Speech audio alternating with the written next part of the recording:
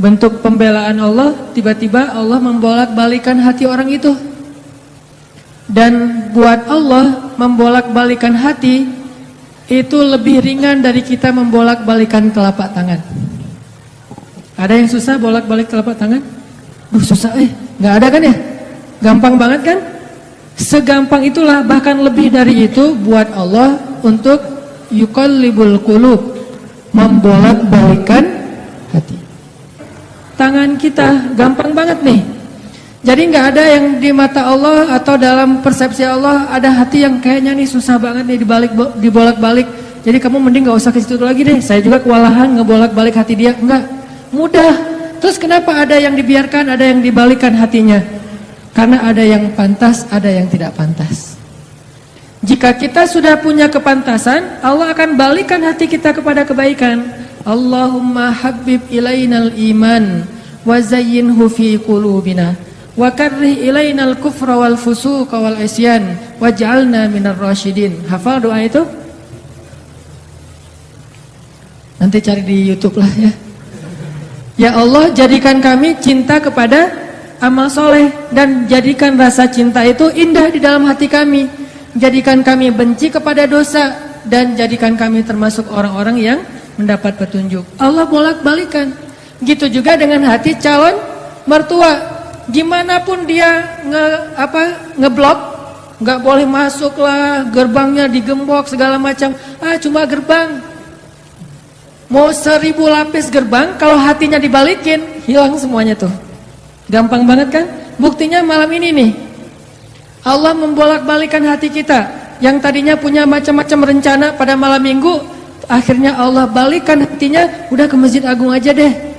Bukan karena saya, bukan karena pemuda hijrah, bukan karena teman-teman panitia, tapi karena Allah mengikat hati kita, mengarahkan hati kita untuk bisa datang ke masjid. Sehingga ribuan anak muda tiba-tiba memakmurkan dan meramaikan majelis ilmu. Kalau di ribuan orang aja bisa Allah bolak-balikan hatinya, apalagi cuma satu orang. Ya, ada berapa ribu sekarang? 15.000 lebih nih. Masjid Agung ini daya tampungnya berapa? 10.000 ya sampai keluar, berarti sekitar 20.000. Ini benar-benar sesuai dengan yang dulu banget saya harapin 2 tahun yang lalu, bisa ngalahin Tomorrowland, minimal DWP lah ya, bisa ngalahin DWP atau kalau bisa Tomorrowland. Saya pernah kemarin tuh acara taklim di Pekanbaru, An-Nur, yang datang sekitar 25.000 anak muda depan masjid penuh.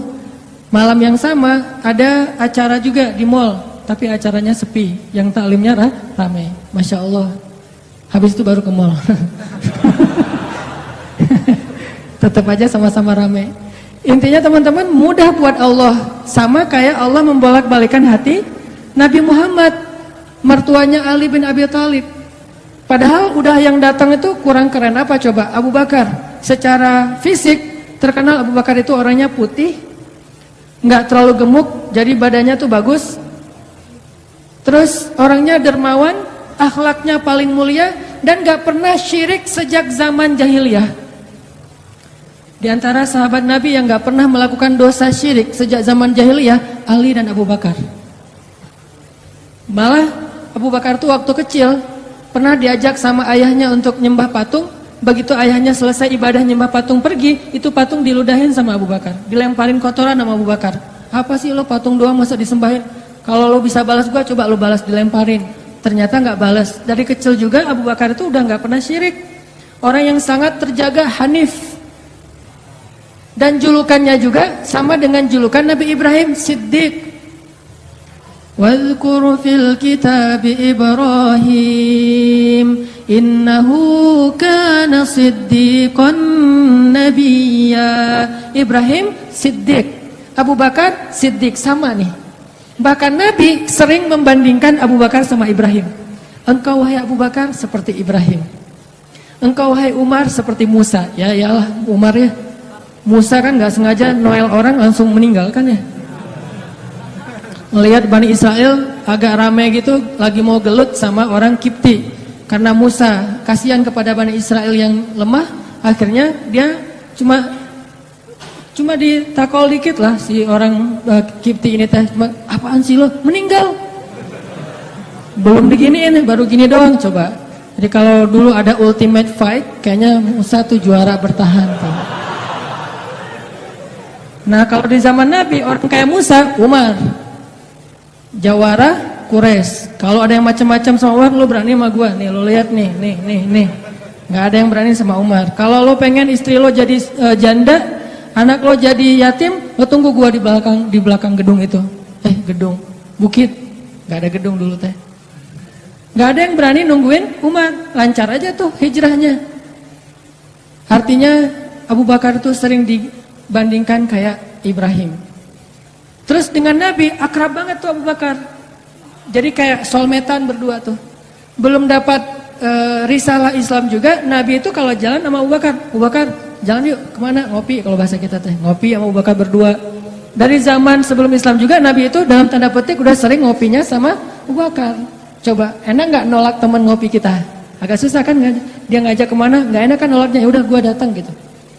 Ali ngerasa wah nih yang datang nih saingan berat nih. Pernah bersaing dengan orang kayak gini?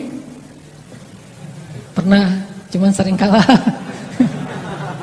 Nggak ada saingan juga masih ditolak ya, apalagi ada saingan. Nah itu mah saya banget, bukan teman-teman. Udah biasa ditolak, pada akhirnya diterima juga. Karena saya nggak mau menyerah. Datang Abu Bakar, mau ngelamar Fatimah. Ali pas tahu berita itu, ya udahlah berarti pupus harapan. Hashtagnya berhenti aja. Udah nggak bisa ngapa-ngapain. Tidak lama kemudian setelah Abu Bakar lama di rumah Nabi terus pulang, Ali merhatiin wajah Abu Bakar, nih wajah diterima atau wajah ditolak nih. Ternyata dapat kabar Abu Bakar ditolak sama Nabi. Yes, kata Ali. Abu Bakar ditolak sama Nabi. Cuman sisi lain, Ali makin gak pede. Kalau Abu Bakar aja ditolak, siapa saya? Bahkan lebih ditolak lagi. Jangan-jangan belum sampai di pintu juga, udah Ali pulang aja deh. Abu Bakar aja ditolak. Yang kurang apa coba? Akhlak luar biasa, agama terbaik, bahkan umat Islam paling baik imannya tuh dan amal solehnya Abu Bakar. Nggak ada tandingan lah. Mau ngelihat surganya di akhirat. Orang kaya di dunia dan kaya di akhirat tuh Abu Bakar tuh. Ada orang yang di dunia miskin, di akhirat kaya. Di akhirat miskin, di dunia kaya. Kalau Abu Bakar, dunia akhirat kaya. Surganya Abu Bakar tuh dikelilingin sama Jibril. Jadi Jibril lagi pengen ngukur surganya Abu Bakar, terbang setahun. Udah setahun terbang, itu baru di pinggirnya surga Abu Bakar, belum sampai ke tengah. Padahal Jibril itu kecepatannya lebih tinggi daripada kecepatan cahaya. Bayangin, udah setahun perjalanan cahaya baru di pinggir surganya Abu Bakar. Belum juga masuk, belum sampai ke alun-alunnya surga Abu Bakar. Baru juga perbatasan coba. Kurang apa Abu Bakar? Ditolak sama Nabi. Duh, makin gak pede, kata Ali. Cuma gak pakai, bukan orang Sunda soalnya. Gak lama kemudian datang lagi cowok keren, jawara Mekah, Umar datang. Assalamualaikum. Suaranya agak-agak gitulah. Walaupun susah nirunya, cempreng soalnya. Assalamualaikum. Waalaikumsalam, kata Nabi datang. Pas diintip sama Ali, tanya-tanya ke teman-temannya, ada berita apa nih, trending topik. Ternyata trending topik di Twitter, Umar melamar Fatimah. Wah, rame lagi viral di mana-mana. Makin, aduh, saingannya berat-berat gini, nggak ada yang di bawah saya gitu yang datang, biar saya agak-agak pede gitu. Ternyata Umar pulang juga ditolak lagi sama Nabi. Ali, yes, tapi tuh gimana ya kalau Umar aja ditolak, yang paling kuat bisa menjaga Fatimah banget kan? Kalau ada apa-apa Fatimah tenang aja, ada gua. Naik motor berdua sama Umar gitu kan, zaman kita mah ya. Sengaja nggak bawa jas hujan. Kalau udah hujan buka baju kasih ke ceweknya, nggak pakai baju memotoran. Cowok banget lah itu mah ya. Pulang-pulang sampai ke rumah minum antangin. Umar tuh jawarannya. Nabi kan pasti tenang banget ngasih anak ke orang kayak Umar. Keluar dia singa, di dalam dia kucing Anggora. Maksudnya apa? Dia tuh nggak pernah kasar sama istrinya, walaupun dia keras kepada musuhnya. Kalau dimarahin istrinya, diem aja. Udah selesai dimarahin, udah, ya udah pergi nyari teman. Mau curhat habis dimarahin istri, pergi ke rumah Nabi. Pas di depan rumah Nabi kedengaran dari dalam, Nabi juga lagi dimarahin istrinya. Nabi juga diam aja. Ini teladan orang-orang soleh. Jadi yang keren tuh bukan yang gampang marahin istri, tapi yang gampang dimarahin istri. Setuju yang di atas? Cowok keren itu bukan yang gampang marahin istri, tapi yang gampang dimarahin istri. Bah, ya mah. Di dalam rumah tuh, ya mah, ya mah. Di luar, apa lo? Tuh cowok keren tuh. Pas Nabi keluar, ada Umar. Ya Rasulullah, Umar gak mau ngebahas, gak mau komen lah. Daripada komentar di blog kan. Diam aja deh gitu. Udah selesai jalan sama Umar. Umar nanya, ya Rasul saya tadi habis dimarahin istri. Mau ngajak Rasul ngopi, curhat. Nabi juga lagi dimarahin. Kata Nabi, bagaimanapun dialah yang mengurus rumah. Dia yang mengurus aku, keluargaku. Nabi nyebutin kebaikan-kebaikan istri. Gak mau nyebutin, dasar emang perempuan emang kayak gitu ya. Saya tuh Nabi loh, masa Nabi dimarahin? Kamu paham gak sih perasaan aku? Gitu. Enggak, Nabi gak ngomong kayak gitu. Nabi cuma membicarakan kebaikan istrinya. Umar yang datang ditolak. Akhirnya Ali udahlah, mau kayak gini mah kayaknya udah gak mungkin deh.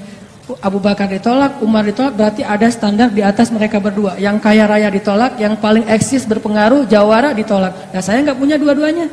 Masih kecil soalnya, nanti kalau dia udah dewasa, Ali emang jawara juga tuh. Malah gladiatornya Nabi kan. Ketika orang gak berani menantang seorang musuh, Ali yang berani. Saya Rasulullah, Ali itu. Akhirnya Ali diam-diam aja, udah gak mau ngebahas lagi tentang Fatimah. Udah aja, tutup bab tentang Fatimah. Sekarang yang lain aja deh. Tapi teman-temannya ngegojlokin terus. Ali. Kalau bahasa kita, jomblo gitu. Dibully terus. Ustadz posting bully. Teman ngomong gak bully. Pokoknya bully nasional aja. Karena dibully-bully terus, akhirnya Ali memberanikan diri, ya udah datang deh bertamu.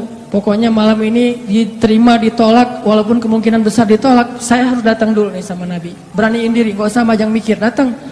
Assalamualaikum, waalaikumsalam. Ali masuk. Ada Nabi kan senang banget sama Ali ya, kesayangan Nabi banget lah pokoknya Ali itu. Duduk, ada apa Ali? Enggak, cuma pengen silaturahim. Nggak ngomong apa-apa coba. Cuma pengen silaturahim. Nabi sehat, mau diambil air hangat? Oh, pokoknya gitu-gitu aja. Ali ada apa? Enggak ada apa-apa ya Rasulullah, cuma kangen aja pengen duduk sama Nabi. Kayak gitu aja terus. Lama-lama Nabi kan paham. Dan Allah yang kasih wahyu. Ali, kamu gimana sama Fatimah? Langsung Fatimah. Kebayang gak sih perasaan kita tuh sama orang yang kita kayak udah ngeklik banget, udah habis-habisan, pokoknya kalau gak dia saya mending gak usah nikah deh. Gitu ya. Kalau gak dia mending saya jomblo aja seumur hidup. Kalau nggak dia, mending saya bunuh diri aja. Udah gitu bunuh dirinya nggak mati lagi, kesangkut di tiang listrik.